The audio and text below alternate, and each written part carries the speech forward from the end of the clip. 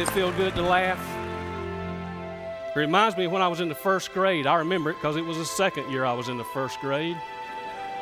Yeah, I was a big kid in class. I was 7 and they were 6. It was one of those weird November days. We had an early snowfall. The ground was still warm and the snow wasn't even sticky, but the flakes were huge and they were coming down. So hard you couldn't see the other side of the playground. And Miss Haney let us go look out the window because she knew our excitement. And she said something that day I'll never forget. She said, "You see each one of those snowflakes? They're each special, one of a kind.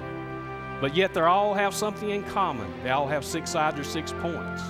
But if you put them under a microscope, no 2 snowflakes are alike. No 2 snowflakes that have ever fallen are just alike, or that ever will. They're all just different."